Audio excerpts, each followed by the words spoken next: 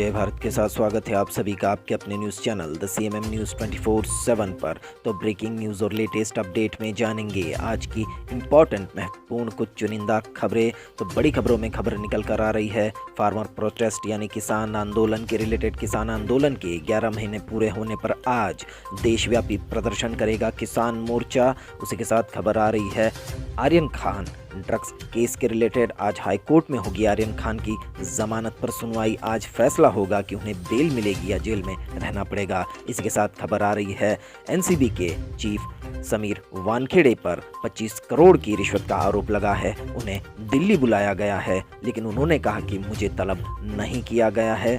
जो मुख्य गवाह थे उन्होंने ये आरोप लगाया है कि शाहरुख खान से समीर वानखेड़े ने 25 करोड़ रुपए की रिश्वत मांगी थी। उसी के साथ खबर आ रही है राष्ट्रीय फिल्म पुरस्कार समारोह में साउथ की धूम, किन कलाकारों ने अपने नाम की अवार्ड्स, जानेंगे न्यूज़ में। उसी के साथ खबर आ रही है कल यानी बुधवार को एक धमाका करेंगे कैप्टन अमरिंदर सिंह, सियासी धमाका करेंगे। सिंह ने प्रेस कॉन्फ्रेंस बुलाई है, नई पार्टी की घोषणा भी संभव है।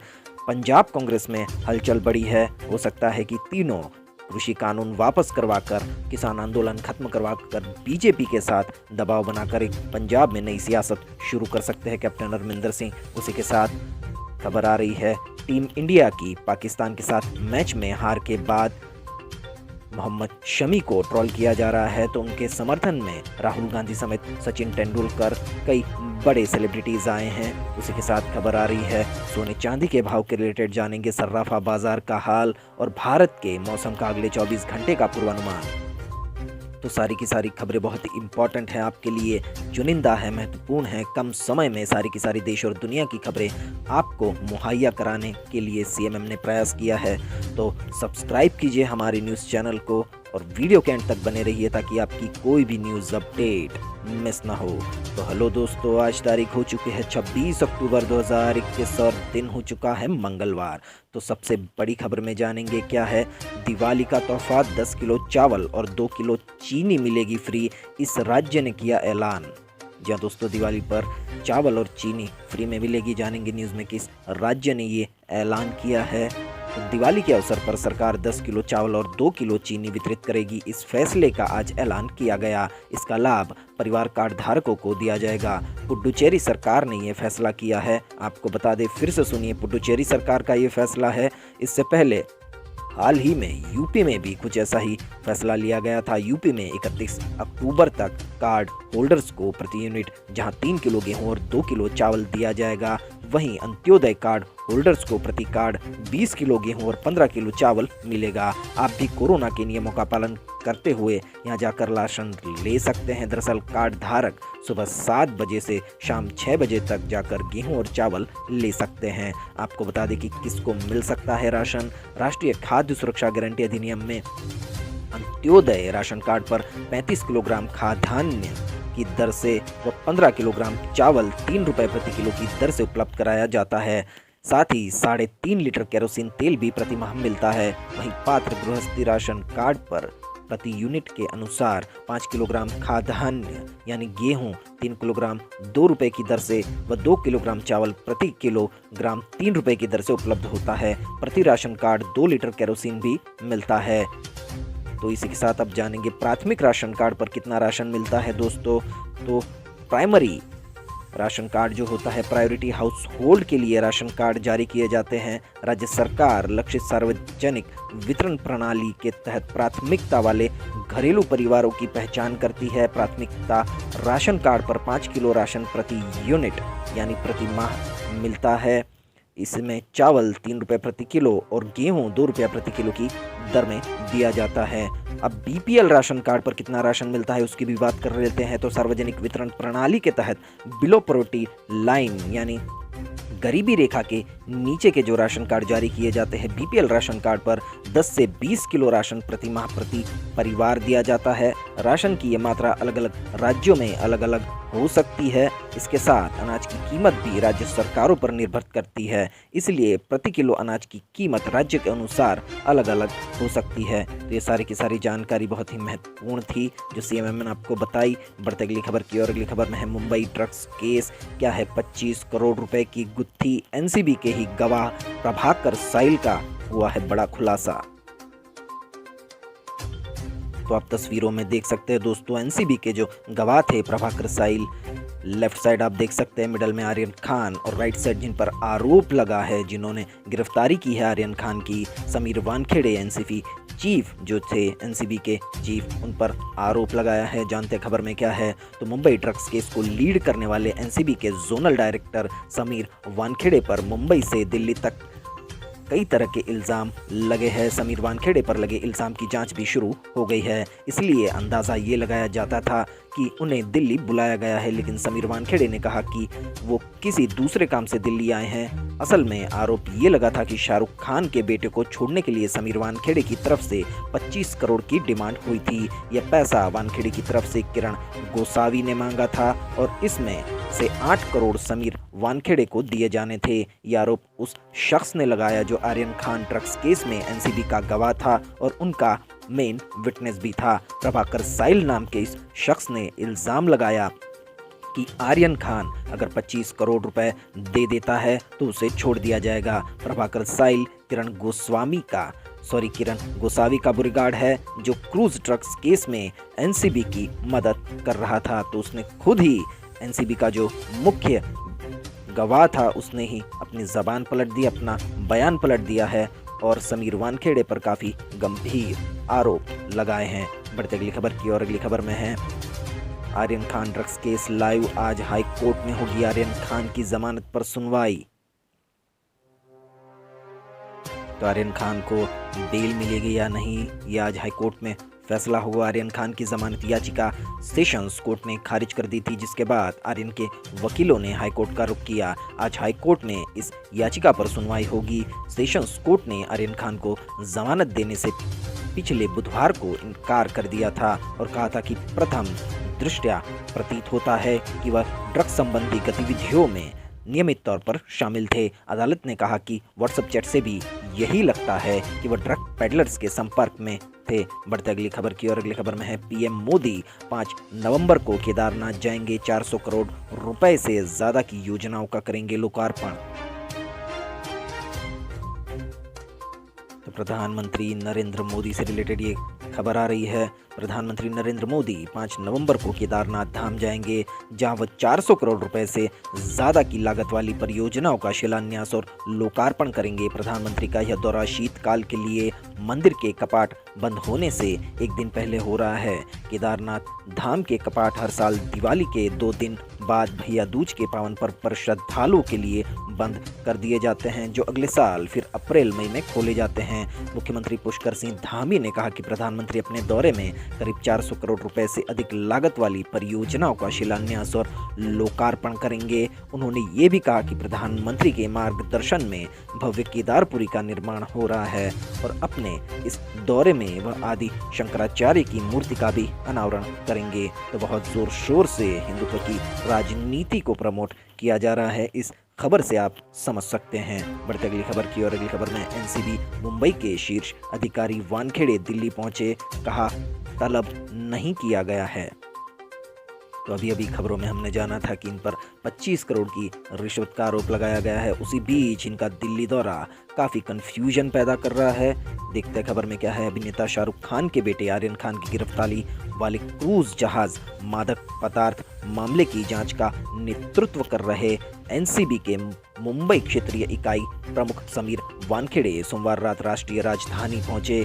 क्रूज जहाज मादक पदार्थ मामले में वानखेड़े सहित एजेंसी के कुछ अधिकारियों और अन्य द्वारा आर्यन को छोड़ने के लिए 25 करोड़ रुपए की मांग किए जाने का एक गवाह ने आरोप लगाया था, जिसकी सतर्कता जांच के एनसीबी के आदेश के मद्देनजर वह दिल्ली आए हैं। समीर वानखेड़े ने यहां इंदिरा गांधी अंतर्राष्ट्रीय हवाई अड्डे के बाहर मीडिया कर्मियों से कहा कि उन्हें एजेंसी ने तलब नहीं किया है, बल्कि कुछ काम से वे दिल्ली आए हैं। अधिकारी ने रविवार को मुंबई पुलिस आयुक्त हेमंत नागरले को पत्र लिखकर उनके खिलाफ कुछ अज्ञात लोगों द्वारा संभावित कानूनी कार्रवाई की योजना बनाए जाने से संरक्षण की मांग की थी। उन्होंने कहा था कि वे लोग उन्हें फंसाना चाहते हैं। हालांकि वानखेड़े को वसूली संबंधी स्वतंत्र गवाह प्रभाकर सैल द्वारा किए गए सनसनीखेज दावे पर एक हलफनामे में इस सिलसिले में कोई राहत नहीं मिल पाई है। तो हो सकता है कि अब समीर वानखेड़े की मुश्किलें बढ़ सकती है। देखते अगली समाचार में क्या है। तो अगले समाचार में है बिहार पोल्स लालू यादव करेंगे उपचुनाव में प्रचार, दोनों सीटों का करेंगे दौरा। तो पार्टी में मचे घमासान के बीच अब चुनाव में सत्ता हासिल करने के लिए लालू प्रसाद यादव खुद मैदान में उतरने वाले हैं। बिहार में होने वाले उपचुनाव के लिए जारी सियासी उठापटक के बीच पूर्व मुख्यमंत्री लालू यादव के पटना पहुंचने के बाद कयासों का बाजार गर्म है।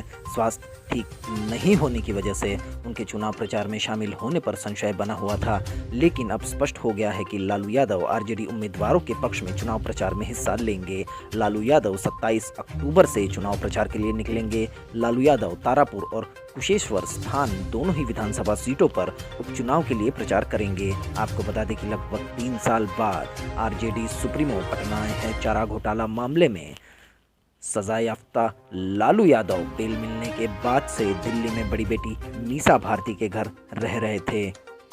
देखते अगली न्यूज़ अपडेट। अगली न्यूज़ अपडेट में जानेंगे पंजाब में बीएसएफ के अधिकार क्षेत्र को लेकर बढ़ता जा रहा सियासी तनाव, बुलाया जाएगा विधानसभा का सत्र। पंजाब में बीएसएफ के अधिकार क्षेत्र को बढ़ाने को लेकर सियासी तनाव बढ़ता जा रहा है। पंजाब के मुख्यमंत्री चरणजीत सिंह चन्नी ने आज इस पर सर्वदलीय बैठक बुलाई है। बैठक के बाद पंजाब के मुख्यमंत्री चरणजीत सिंह चन्नी ने कहा कि बीएसएफ के मुद्दे पर विधानसभा का सेशन बुलाया जाएगा। उन्होंने कहा कि पंजाब प्रदेश के लिए जो भी कदम उठाना होगा वह सभी राजनीतिक पार्टियां उठाएंगी और केंद्र पर प्रेशर बनाया जाएगा कि इस आदेश को वापस ले लें। आपको बता दें कि बैठक में शामिल नवजोत सिंह सिद्धू ने आरोप लगाया कि केंद्र सरकार संवैधानिक ढांचे को कमजोर कर रही है। सिद्धू ने कहा कि यह पॉलिटिकल गेम है। उन्होंने कहा कि चुनाव से पहले ही केंद्र सरकार ने ये कदम क्यों उठाया। सिद्धू ने कहा पूरे पंजाब को जयचंदों ने गिरवी रख दिया है। कौन है जयचंद सारी दुनिया जानती है। राज्य के अंदर एक और राज्य बनाने की कोशिश की जा रही है। बढ़ते अगले समाचार की ओर। तो अगले समाचार में है इंडिया वर्सेस पाकिस्तान मैच में इंडिया की हार के बाद मोहम्मद शमी को ट्रोल किया गया। तो तेंदुलकर ने किया शमी का बचाव, कहा टीम इंडिया और शमी के साथ मैं खड़ा हूं। जी हाँ दोस्तों, मोहम्मद शमी को काफ़ी ट्रोल किया गया। उनके धर्म के कारण, मुस्लिम होने के कारण उनको ट्रोल किया जा रहा है। ये असादुद्दीन अवैसी ने भी कहा, राहुल गांधी ने भी उनका बचाव किया है। देखते खबर में क्या है। तो सचिन तेंदुलकर ने ट्वीट करके सपोर्ट अपना जाहिर किया है शमी के लिए। सचिन तेंदुलकर ने ट्विटर पर मोहम्मद शमी के सपोर्ट में लिखा है, when we support team India we support every person who represent team India.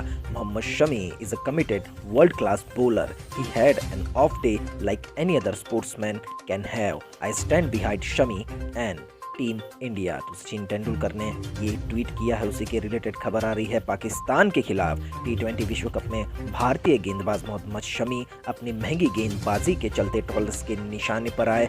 Shami के बचाव में देश के कई दिग्गज खिलाड़ी उतरे और अब इस सूची में पूर्व क्रिकेटर और भारत रत्न मिले हुए सचिन तेंदुलकर का भी नाम आ गया है। सचिन तेंदुलकर ने अपना समर्थन ट्वीट किया है। उन्होंने कहा है कि वे पूरी तरह से मोहम्मद शमी और भारतीय टीम के साथ खड़े हैं। सचिन तेंदुलकर ने कहा कि शमी एक समर्पित और विश्व स्तरीय गेंदबाज है तथा रविवार को उनका दिन नहीं था जो किसी भी खिलाड़ी के साथ हो सकता है। तेंदुलकर ने अपने ट्वीट संदेश के जरिए मोहम्मद शमी को लेकर ये बयान दिया था जो सीएमएम ने आपको बताया। बढ़ते अगली खबर की और। अगली खबर में है गुजरात पाकिस्तान के लिए जासूसी करने वाला बीएसएफ का जवान गिरफ्तार। जी हाँ दोस्तों, गुजरात से खबर आ रही है कि पाकिस्तान के लिए जासूसी करने वाला बीएसएफ का जवान गिरफ्तार हो चुका है। जानेंगे खबर में क्या है। तस्वीरों में आप देख सकते हैं जिसकी गिरफ्तारी हुई है। तो इस खबर में है एंटी टेरर स्क्वाड यानी एटीएस गुजरात ने पाकिस्तान के लिए जासूसी करने वाले बीएसएफ के एक जवान को गिरफ्तार किया है। गिरफ्तार बीएसएफ जवान पाकिस्तान की खुफिया एजेंसी आईएसआई के एजेंटों के साथ संपर्क में था और देश की सुरक्षा के लिए खतरनाक साबित होने वाली सूचनाएं साझा कर रहा था। गिरफ्तार किया गया जवान कश्मीर के राजौरी जिले का रहने वाला है और उसका नाम सज्जाद मोहम्मद इम्तियाज है। मोहम्मद इम्तियाज बीएसएफ के 74 BN से है। यह बटालियन जब त्रिपुरा में थी तभी से केंद्रीय जांच एजेंसियां इस जवान पर नजर रखे हुए थी। त्रिपुरा में गांधी धाम में 2 महीने पहले ही बीएसएफ 74th बटालियन की तैनाती हुई। इस बटालियन के जवान के कच्छ आने के बाद उसकी संदिग्ध गतिविधियों पर सुरक्षा एजेंसियों की भी नज़र थी। आपको बता दें कि गुजरात एटीएस अब इस कश्मीरी बीएसएफ जवान से पूछताछ कर रही है। इससे पहले पंजाब पुलिस ने शनिवार को सेना के एक जवान की गिरफ्तारी के साथ एक जासूसी नेटवर्क का भी भांडाफोड़ किया था। देखते अगले समाचार में है राष्ट्रीय फिल्म पुरस्कार समारोह में साउथ की धूम, इन कलाकारों ने अपने नाम किए ये अवार्ड्स। तो रजनीकांत को भी अवार्ड मिला है, धनुष को भी अवार्ड मिला है। जानेंगे क्या है खबर में। तो 66वें राष्ट्रीय फिल्म पुरस्कार समारोह के दौरान साउथ की कलाकारों की धूम रही। सुपरस्टार रजनीकांत को दादा साहब फाल्के पुरस्कार से नवाजा गया। वहीं तमिल फिल्म असुरन के लिए धनुष को सर्वश्रेष्ठ अभिनेता का पुरस्कार मिला। दक्षिण के सुपरस्टार रजनीकांत को भारतीय सिनेमा की दुनिया में उनके उत्कृष्ट योगदान के लिए भारत का सर्वोच्च फिल्म सम्मान दादा साहब फाल्के पुरस्कार दिया गया। इस पुरस्कार से सम्मानित होने पर दिग्गज अभिनेता को स्टैंडिंग ओवेशन भी मिला। इस मौके पर रजनीकांत की पत्नी लता और बेटी सौंदर्या रजनीकांत भी मौजूद थी। सम्मान मिलने के बाद रजनीकांत ने केंद्र सरकार को धन्यवाद दिया। विस्तृत खबर में आपको बता दें कि रजनीकांत ने कहा कि मैं इन सबसे प्रतिष्ठित दादा साहब फाल्के पुरस्कार को प्राप्त करके बहुत खुश हूँ। माननीय केंद्र सरकार को मेरा धन्यवाद। मैं इस पुरस्कार को अपने मेंटर, अपने गुरु के बालाचंद्रन को समर्पित करता हूँ। इस क्षण मैं उन्हें और मेरे भाई सत्यनारायण गायकवाड़ को बहुत कृतज्ञता के साथ याद कर रहा हूँ, जो मेरे पिता की तरह हैं। उन्होंने मुझे महान मूल्यों और आध्यात्मिकता की शिक्षा देकर मेरा पालन पोषण किया। रजनीकांत ने कर्नाटक के पुराने दोस्तों, बस परिवहन चालकों और उनके पुराने सहयोगी राज बहादुर को भी याद किया। उन्होंने अपने संघर्ष के दिनों को भी याद किया। रजनीकांत ने कहा कि जब मैं बस कंडक्टर था, उन्होंने मुझमें अभिनय की प्रतिभा की पहचान की और मुझे सिनेमा में शामिल होने के लिए प्रोत्साहित किया। पुरस्कार मिलने पर आगे रजनीकांत ने कहा वही विजय सेतुपति को सुपर डिलक्स में उनके प्रदर्शन के लिए सर्वश्रेष्ठ सहायक अभिनेता का पुरस्कार दिया गया। आपको बता दें कि महामारी के कारण 66वें राष्ट्रीय फिल्म पुरस्कार समारोह में देरी हुई, जिसके बाद सोमवार को पुरस्कार प्रदान किए गए, जिसमें रजनीकांत को दादा साहब फाल्के अवार्ड से सम्मानित किया गया। वहीं धनुष को बेस्ट एक्टर का अवार्ड भी मिला है। बढ़ते अगली खबर की और अगली खबर में है जम्मू कश्मीर में आतंकवाद बढ़ने से केंद्र के दावों की पोल खुली। फारूक अब्दुल्ला ने कहा। फारूक अब्दुल्ला ने केंद्र सरकार पर निशाना साधा है। नेशनल कॉन्फ्रेंस के अध्यक्ष फारूक अब्दुल्ला ने सोमवार को कहा कि जम्मू कश्मीर में आतंकवाद की घटनाओं में वृद्धि से केंद्र सरकार के उस दावे की पोल खुल गई है, जिसमें कहा गया था कि अनुच्छेद 370 आर्टिकल 370 के प्रावधान निरस्त करने के बाद आतंकवाद समाप्त हो जाएगा। फारूक अब्दुल्ला ने पूंछ में एक जनसभा को संबोधित करते हुए कहा कि आतंकवाद के खात्मे के बारे में ज़्यादा कहने की ज़रूरत नहीं है, ये तो बढ़ता ही जा रहा है। गृह मंत्री अमित शाह को इसका जवाब देना चाहिए। जम्मू कश्मीर में आतंकवाद में वृद्धि से केंद्र सरकार के उस दावे की पोल खुल गई है, जिसमें कहा जा रहा था कि अनुच्छेद 370 निरस्त करने के बाद आतंकवाद खत्म हो जाएगा। अब्दुल्ला ने कहा कि भारतीय जनता पार्टी के नेतृत्व वाली केंद्र सरकार की गलत नीतियों के कारण जम्मू कश्मीर में आतंकवाद नहीं रुक सकता। बढ़ते अगली खबर की और अगली खबर में है पीएम मोदी गुरुवार को 18वें आसियान भारत सम्मेलन में हिस्सा लेंगे।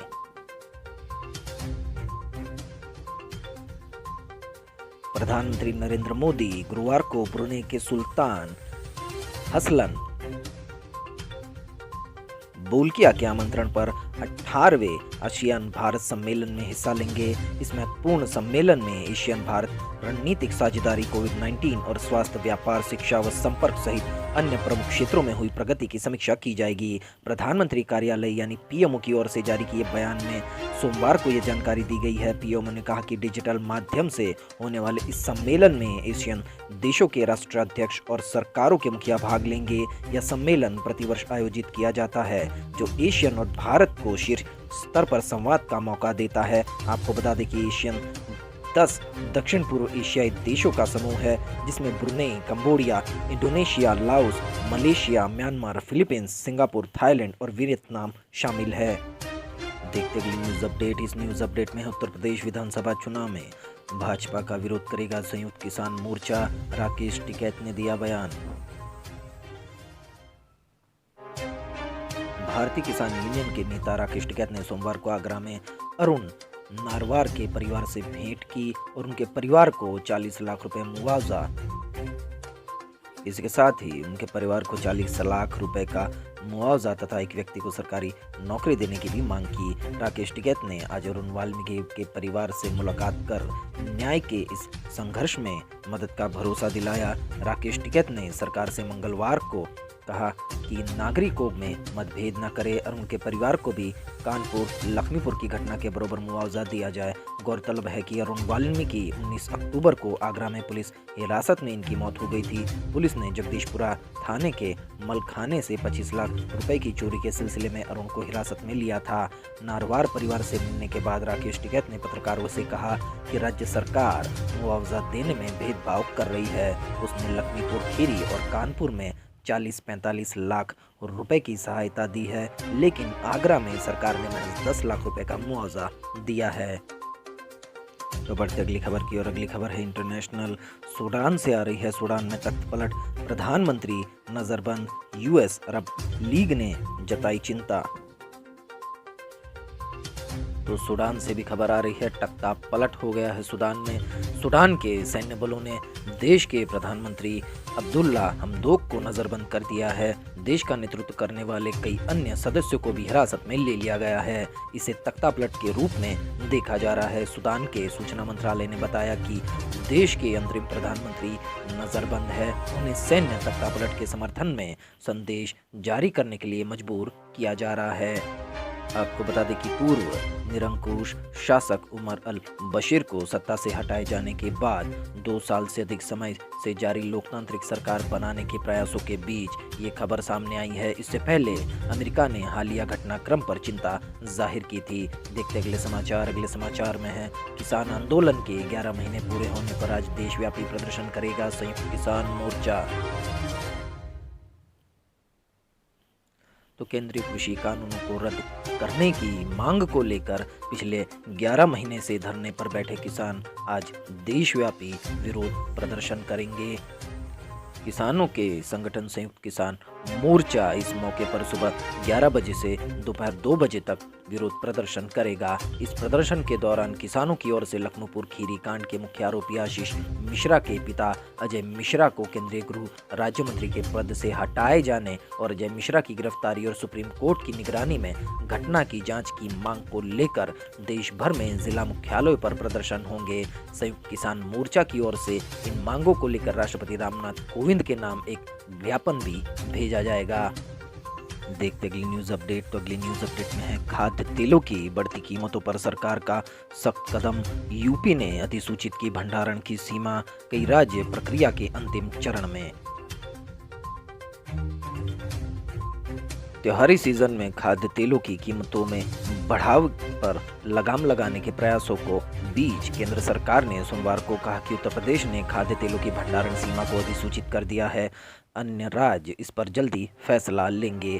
खाद्य सचिव सुधांशु पांडे ने सोमवार को विभिन्न राज्यों के प्रतिनिधियों के साथ वर्चुअल बैठक के दौरान खाद्य तेलों के लिए भंडारण सीमा की स्थिति की समीक्षा की। आपको बता दें कि इसमें पांडे ने बताया कि बैठक में करीब 23 राज्यों ने हिस्सा लिया। उत्तर प्रदेश ने पहले ही खुदरा और थोक विक्रेताओं, थोक उपभोक्ताओं, रिफाइनर जैसी विभिन्न श्रेणियों के लिए स्टॉक की सीमा को अधिसूचित कर दिया है।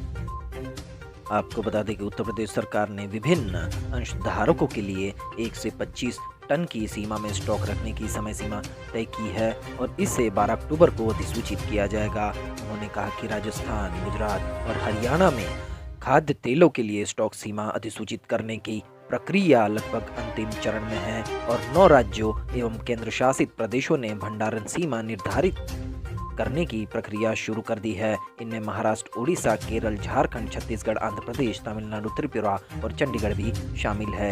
देखते अगले समाचार में है कर्नाटक में धर्मांतरण विरोधी बिल के विरोध में बेंगलुरु के आर्क बिशप वापस लेने की अपील।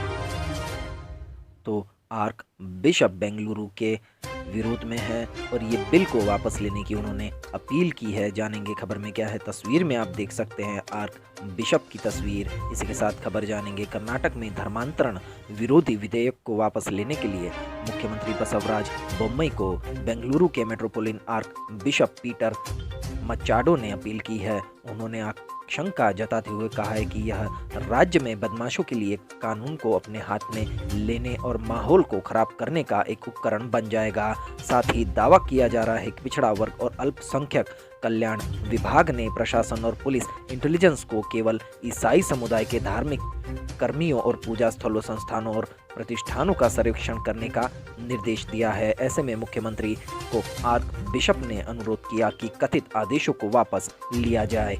इस खबर को ध्यान से देखिएगा दोस्तों। इस खबर को आर्क बिशप ने संविधान के अनुच्छेद 25 और 26 का हवाला देते हुए कहा कि इस तरह के कानूनों को पेश करने से नागरिकों, विशेष रूप से अल्पसंख्यक समुदाय के अधिकारों का उल्लंघन होगा। साथ ही कहा कि धर्मांतरण विरोधी बिल कानून का गलत इस्तेमाल करने का उपकरण एक बन जाएगा, जो कि बिशप की बात सही है। वैसे भी हिंदुत्ववादी लोग काफ़ी ईसाइयों को, मुसलमानों को परेशान कर रहे हैं। इसमें ऐसे कानून लगाना एक उपद्रवियों के लिए ये हथियार बन जाएगा। इससे अल्पसंख्यक समुदायों को, नीची जाति के लोगों को जो भी धर्मांतरण करना चाहते हैं, उनके लिए ये चीज़ बहुत ही मुश्किल वाली बन जाएगी। आपको बता दें कि भारत का संविधान हर एक नागरिक को कोई भी भाषा, कोई भी धर्म पालने की अनुमति देता है, किसी भी राज्य में अपना घर बसाने की अनुमति देता है। तो कौन सा धर्म इंसान पालेगा, ये अधिकार संविधान ने हमें दिया है। तो ऐसे धर्मांतर विरोधी विधेयक पेश करने पर आमदा है तो हमें डर है कि केवल यह गलत हाथों में पड़ जाएगा, जो ईसाई समुदाय को निशाना बनाएगा। और बिशप ने यह भी कहा कि ये चर्चों और संस्थानों पर हमला करेंगे, जो निश्चित रूप से सांप्रदायिक दंगों को बढ़ाने और समाज में शांति भंग करने का काम करेंगे। गौरतलब है कि मुख्यमंत्री बसवराज बोम्मई ने हाल ही में कहा था कि सरकार राज्य में जबरदस्ती या प्रलोभन के जरिए धर्म परिवर्तन के खिलाफ कानून लाने पर गंभीरता से विचार कर रही है। आपको बता दें कि उत्तर प्रदेश, हिमाचल प्रदेश और मध्य प्रदेश जैसे भाजपा शासित राज्यों में पहले से ही जबरन धर्म परिवर्तन को रोकने के लिए कानून है। तो आप इस न्यूज़ से समझ सकते हैं कि भाजपा जो हिंदुत्व की राजनीति में मानती है, हिंदुत्व को ही फॉलो करती है, आरएसएस का ही एक अंग है बीजेपी, दूसरे धर्मों के धर्मांतरण पर अब तराप मार रहे हैं ताकि उनकी वोट बैंक की राजनीति चलती रहे, दंगे चलते रहे, सांप्रदायिक हिंसा भड़कती रहे। बढ़ते अगले समाचार की ओर। अगले समाचार में है, बंगाल में 16 नवंबर से खुलेंगे स्कूल कॉलेज। ममता बनर्जी ने कक्षा 9 से 12 तक स्कूल और कॉलेज, विश्वविद्यालय खोलने की घोषणा की। तो विश्वव्यापी कोरोना महामारी की वजह से बीते 1.5 वर्षों से बंद शिक्षण संस्थानों को खोलने का पश्चिम बंगाल की मुख्यमंत्री ममता बनर्जी ने ऐलान किया है। छठ पूजा के बाद 16 नवंबर से कक्षा 9वीं से 12वीं तक के स्कूल, कॉलेज, विश्वविद्यालय को खोलने का निर्देश दिया गया है। ममता बनर्जी ने कहा कि 15 नवंबर को बिरसा मुंडा की जयंती के बाद 16 नवंबर से 9वीं से 12वीं तक के स्कूल, कॉलेज और विश्वविद्यालय में पाठदान शुरू होगा। मतलब स्कूल, कॉलेज और विश्वविद्यालय शुरू करने की घोषणा बिरसा मुंडा की जयंती के बाद की है मुख्यमंत्री ममता बनर्जी ने। बढ़ते अगली खबर की और। अगली खबर में है, कोलकाता हाई कोर्ट ने यौन उत्पीड़न के मामले में कैलाश विजयवर्गीय की गिरफ्तारी पर रोक की मियाद 5 दिन और बढ़ाई। तो भाजपा के नेता है कैलाश विजयवर्गीय, इन पर यौन शोषण का आरोप लगा है। अगर कोई आम आदमी ऐसी हरकत करता है तो उसको पुलिस हिरासत में लिया जाता है, उसको टॉर्चर किया जाता है। लेकिन नेताओं की बात कुछ अलग है। कैलाश विजयवर्गीय बीजेपी के नेता है, यौन उत्पीड़न का उन पर आरोप लगा है। इस मामले में उनकी गिरफ्तारी पर रोक की जो मियाद है, मतलब 5 दिन तक अब उनकी गिरफ्तारी नहीं होगी, जिसको आप तस्वीरों में देख सकते हैं। इस शख्स को कैलाश विजयवर्गीय इनका नाम है। तो कलकत्ता हाई कोर्ट ने यौन उत्पीड़न मामले में भाजपा नेता कैलाश विजयवर्गीय की गिरफ्तारी पर रोक की मियाद 5 दिन और बढ़ा दी है। हाई कोर्ट की खंडपीठ ने सोमवार को इस मामले पर सुनवाई में कहा कि 30 अक्टूबर तक कैलाश विजयवर्गीय के खिलाफ कोई कार्रवाई नहीं की जा सकेगी। महिला शिकायतकर्ता का अब तक जो बयान लिया गया है, पुलिस को उसकी अदालत को जानकारी देने को कहा गया है। आपको बता दें कि गौरतलब है कि कैलाश विजयवर्गीय, आरएसएस नेता प्रदीप जोशी व विष्णु बसु पर 2016 में भाजपा की एक नेत्री के यौन उत्पीड़न का आरोप लगा था। तीनों ने मामले में अग्रिम जमानत के लिए कलकत्ता हाई कोर्ट व सुप्रीम कोर्ट का दरवाजा खटखटाया था। कलकत्ता हाई कोर्ट में सोमवार को मामले की सुनवाई हुई। सुप्रीम कोर्ट में मंगलवार को अग्रिम जमानत की अर्जी पर सुनवाई होनी है। इसे ध्यान में रखते हुए जस्टिस दिव्यांशु बसाक और रविंद्र नाथ सामंत की खंडपीठ ने अगली सुनवाई के लिए बुधवार की तारीख तय की है। बढ़ते अगले समाचार की ओर। अगले समाचार में है टीवी चैनलों का अधिक दाम लेने वालों पर होगी कार्रवाई। जी हाँ दोस्तों, टेलीकॉम से रिलेटेड ये खबर आ रही है। टीवी चैनल जो आप टीवी में देखते हैं, अगर उनका ज़्यादा दाम वसूला जाएगा तो उन पर भी कार्रवाई अब हो सकती है। टेलीकॉम सेक्टर का नियामक ट्राई यानी telecom regulatory authority of India एक बार फिर यह जांच करेगा कि केबल टीवी या डायरेक्ट टू होम यानी डीटीएच व अन्य डिजिटल माध्यम से टीवी चैनल की सुविधा देने वाली कंपनियां उपभोक्ता से अधिक कीमत तो वसूल नहीं कर रही है। कुछ साल पहले इस प्रकार की जांच के तहत ही चैनल के बुके सिस्टम की शुरुआत की गई थी ताकि उपभोक्ता कम कीमत में अधिक चैनल देख सके, लेकिन ट्राई ने पाया कि कंपनियां लो काटे या अन्य तरीकों से उपभोक्ता से अधिक कीमत वसूलने की इच्छुक हैं। बढ़ते अगली खबर की ओर। अगली खबर में है सरकार ने तय की एंटी डायबिटिक 12 जेनरिक दवाओं की अधिकतम कीमत। सरकार ने डायबिटीज की बीमारी से जूझ रहे लोगों को बड़ी राहत दी है। सरकार ने ग्लिमेपाइराइड टैबलेट, ग्लूकोज इंजेक्शन और इंसुलिन समेत एंटी डायबिटिक 12 जेनरिक दवाइयों की अधिकतम मूल्य सीमा तय कर दी है। दवा मूल्य नियामक यानी राष्ट्रीय दवा मूल्य निर्धारण प्राधिकरण ने सोमवार को ये जानकारी दी कि दवा मूल्य नियामक ने ट्वीट कर ये कहा कि प्रत्येक भारतीय के लिए मधुमेह यानी डायबिटीज जैसी बीमारियों की इलाज को सस्ता बनाने के मकसद से एनटीपीए ने 12 मधुमेह रोधी जेनरिक दवाओं की अधिकतम कीमतें तय करके एक सफल कदम उठाया है। देखते अगले समाचार। अगले समाचार में है अगले 2 दिन तक तमिलनाडु के कई इलाकों में होगी बारिश। तो अगले 2 दिन तमिलनाडु के कई इलाकों में बारिश हो सकती है। मौसम विभाग ने मंगलवार को भारी बारिश को लेकर तूतीकोरिन, रामनाथपुरम, विरुधुनगर जिलों का नाम लिया है। यह जानकारी आईएमडी के डायरेक्टर जनरल एस बालाचंद्रन ने सोमवार को दी है। वहीं पश्चिमी विक्षोभ के कारण पिछले कई दिनों में हल्की बारिश और ओलावृष्टि ने राजस्थान में तापमान कम कर दिया है और अब आने वाले दिनों में भी और रात के दिन के तापमान में भी गिरावट दर्ज होने की संभावना है। इस दौरान प्रदेश में करीब 2 से 4 डिग्री तक तापमान में गिरावट दर्ज की जा सकती है। तो तमिलनाडु के कई इलाकों में अब बारिश की भी संभावना जताई जा रही है। बढ़ते अगली खबर की ओर। अगली खबर में है सुशांत सिंह राजपूत की फिल्म छिछोरे को मिला सर्वश्रेष्ठ हिंदी फिल्म पुरस्कार। 66वें नेशनल फिल्म अवार्ड का आगाज हो गया है। अलग अलग कैटेगरी में फिल्मी हस्तियों को इससे नवाजा जा रहा है। इसी बीच छिछोरे को सर्वश्रेष्ठ हिंदी फिल्म का अवार्ड दिया गया। इस दौरान फिल्म के निर्देशक नितेश तिवारी और फिल्म प्रोड्यूसर साजिद नाडियादवाला ने दिवंगत अभिनेता सुशांत सिंह राजपूत को याद किया है। साथ ही साथ ये अवार्ड भी दिवंगत अभिनेता को ही समर्पित किया गया है। तो फिल्म पुरस्कारों को लेकर अगली खबर है रजनीकांत को दादा साहब फाल्के तो मिला अपने न्यूज़ में जाना और कंगना को बेस्ट एक्ट्रेस का नेशनल अवार्ड भी मिला है। उपराष्ट्रपति एम वेंकैया नायडू और केंद्रीय सूचना प्रसारण मंत्री अनुराग ठाकुर ने राजधानी दिल्ली के विज्ञान भवन में आयोजित कार्यक्रम में 66वें राष्ट्रीय फिल्म पुरस्कार एवं दादा साहब फाल्के पुरस्कार दिए। वेंकैया नायडू के हाथों विजेताओं को पुरस्कार दिए गए। कंगना रनौत को बेस्ट एक्ट्रेस का नेशनल अवार्ड मिला है। बॉलीवुड अभिनेत्री कंगना रनौत को फिल्म मणिकर्णिका और पंगा में उनके अभिनय के लिए सर्वश्रेष्ठ अभिनेत्री का राष्ट्रीय पुरस्कार मिला है। कंगना को चौथी बार इस पुरस्कार से नवाजा गया है। रजनीकांत को दादा साहब अवार्ड दिया गया है। 66वें राष्ट्रीय फिल्म पुरस्कारों की घोषणा मार्च 2021 में की गई थी। कोरोना महामारी की वजह से समारोह नहीं हो सका था। ऐसे में अब विजेताओं को पुरस्कार दिए गए हैं। कई विजेताओं को ये पुरस्कार मिले हैं और कंगना को भी पुरस्कार दिया गया है। बढ़ते अगली खबर की ओर। तो अगली खबर में है ऑनलाइन नफरत को बदतर बना रहा है फेसबुक। होगेन ने ब्रिटिश संसदीय समिति के सामने दिया बयान।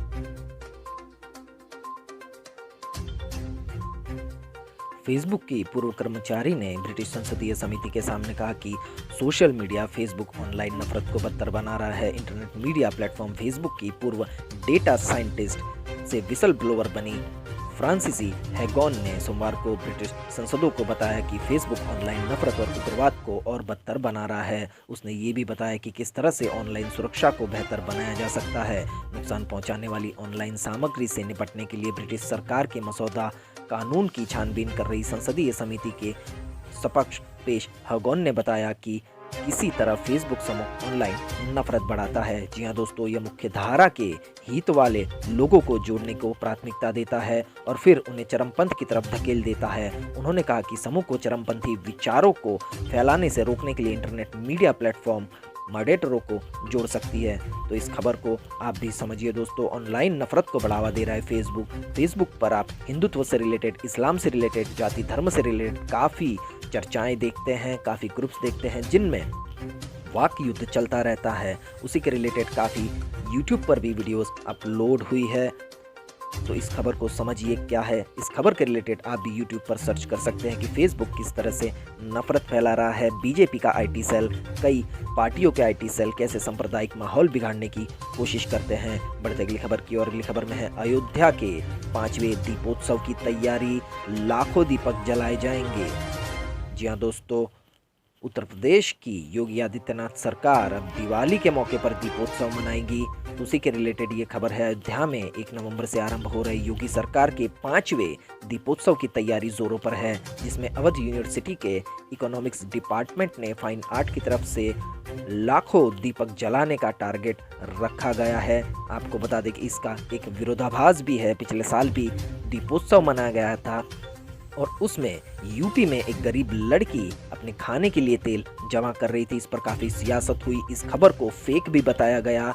इस लड़की को रोहिंग्या मुसलमान भी कहा गया और आखिर में बीजेपी के कुछ तथाकथित न्यूज़ चैनल और फैक्ट चेक वाले पोर्टलों ने कहा कि ये रोहिंग्या लड़की है और इसे प्रोपोगेंडा के तहत बिठाया गया था। इतना बड़ा साजिश किया गया था कि बचे हुए दीपकों में से तेल ये लड़की ले जा रही थी। गरीबी को जैसे रिप्रेजेंट किया गया। लेकिन न्यूज़ देखने वाले आप सभी समझदार हैं, आप अपने विवेक से काम ले। भारत में ऐसी परिस्थितियां आपको देखने को मिलती ही है। तो ये खबर सच है या झूठ, ये आप तय कर सकते हैं। बढ़ते अगली खबर की और। अगली खबर में है कल सियासी धमाका करेंगे कैप्टन अमरिंदर सिंह। अमरिंदर सिंह ने बुलाई प्रेस कॉन्फ्रेंस, नई पार्टी की घोषणा संभव, पंजाब कांग्रेस में हलचल बढ़ी।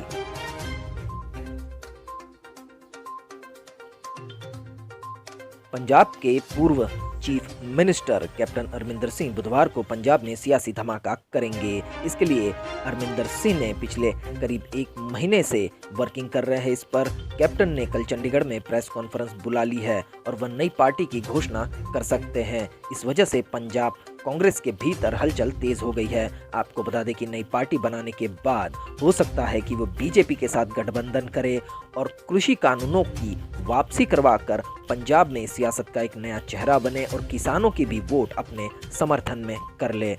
तो अब जानेंगे सर्राफा बाजार का हाल क्या है, सोने का भाव। तो आज यानी 26 अक्टूबर 2021 को सोने चांदी के अंतर्राष्ट्रीय दामों में गिरावट आई है। यही ट्रेंड घरेलू बाजार में भी दिख रहा है। सोना पिछले कई सत्रों से लगातार मजबूती दिखा रहा था। आपको बता दें कि घरेलू बाजार में इसकी कीमत 48,000 रुपये प्रति 10 ग्राम के स्तर के पार पहुंच गई। हालांकि आज इसमें गिरावट दर्ज हुई है। आज सुबह 9:28 पर मल्टी कमोडिटी एक्सचेंज पर सोने में 0.11% या 52 रुपये की गिरावट आई थी और ये 48,148 रुपये प्रति 10 ग्राम के स्तर पर ट्रेड कर रहा था। पिछले सत्र में यह 48,200 रुपये के स्तर पर बंद हुआ था। इसी दौरान बात करें चांदी की, तो चांदी में 0.27% या 180 रुपये की गिरावट आई थी। यह 65,959 रुपये प्रति किलोग्राम के स्तर पर बना हुआ था। बात करें पिछले सत्र की, तो पिछले सत्र में चांदी 66,139 रुपये प्रति किलोग्राम पर बंद हुई थी। तो अब जानते हैं भारत के मौसम का पूर्वानुमान कैसा रहेगा। अगले 24 घंटे का भारत का मौसम।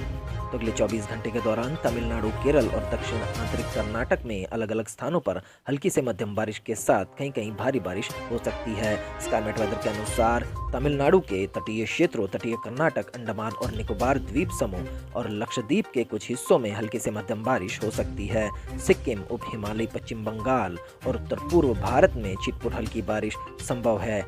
हिंद गंगा के मैदानी इलाकों में छिटपुट स्थानों पर धुंध और कुसा कोहरा हल्का कोहरा छाया रहने की संभावना है। आपको बता दें कि इसी के साथ महाराष्ट्र और मध्य प्रदेश के कई इलाकों में भी ठंड बढ़ने की संभावना है। तो इसी के साथ ब्रेकिंग न्यूज़ और लेटेस्ट अपडेट आज के यहीं समाप्त होते हैं। वीडियो को पूरा देखने के लिए आप सभी का बहुत बहुत धन्यवाद। देश और दुनिया की खबरों के लिए सब्सक्राइब कीजिए द CMM न्यूज़ 24/7 को और बेल आइकन को भी प्रेस कर दीजिए ताकि हर रोज़ की न्यूज़ अपडेट की नोटिफिकेशन आप तक पहुंच जाए। मिलते अगली लेटेस्ट अपडेट के साथ। आपका दिन खुशनुमा रहे। Thank you, take care, goodbye, जय भारत।